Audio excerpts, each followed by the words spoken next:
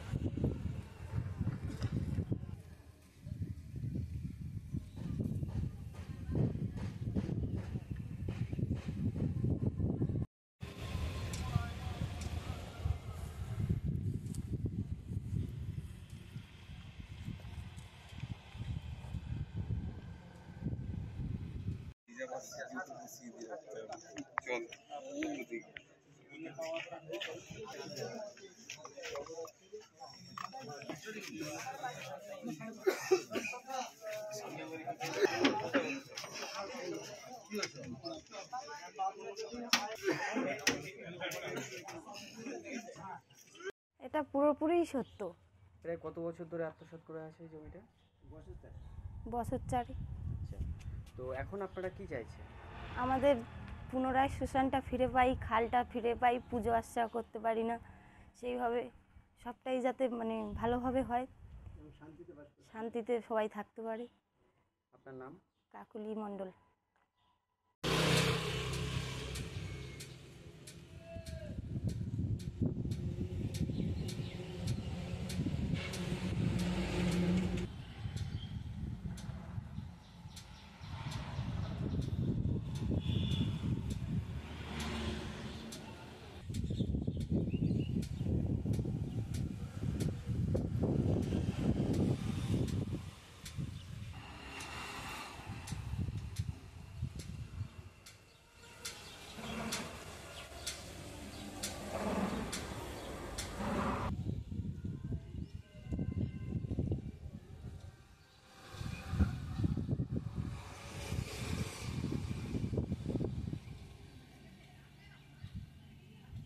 দখল বলতে শ্মশানটা তো 99% শ্মশান, তার মধ্যে 10 কাঠা মতো, মানে আনুমানিক 10 কাঠা, সেটা হয়তো একটু কম বেশি হবে, মানে শাহজাহান শেখ এরিয়া করে নিয়েছে, নিয়ে তার নিজের দখলও করে নিয়েছে। এবং তার সংলগ্ন শ্মশানের একটা খাল ছিল, যে খালটা আমরা এই শ্মশান উন্নয়ন সঙ্গে এবং গ্রামবাসী বৃন্দ এটাকে দীর্ঘ মানে 50 বছর ধরে এটাকে দেখভাল করে আসছে, এবং তার একটা শ্মশানও আছে, এবং তার অন্তিম অস্থিটাও কিন্তু এখানে বিসর্জন দেওয়া হয় হিন্দু শাস্ত্র মতে।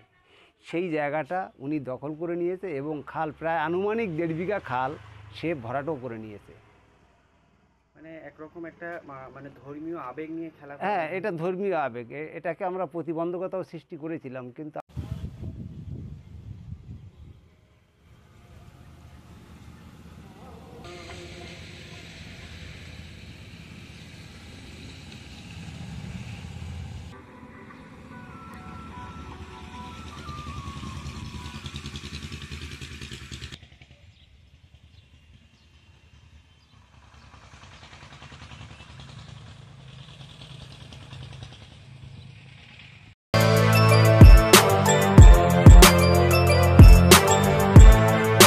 এখন অনেক বড় শ্রী লেদার্স হাওড়া ময়দান।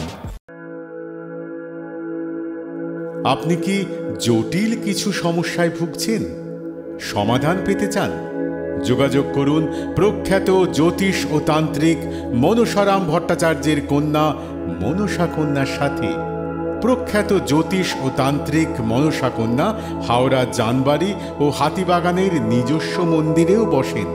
যোগাযোগ 9830106967 আর 9239655323।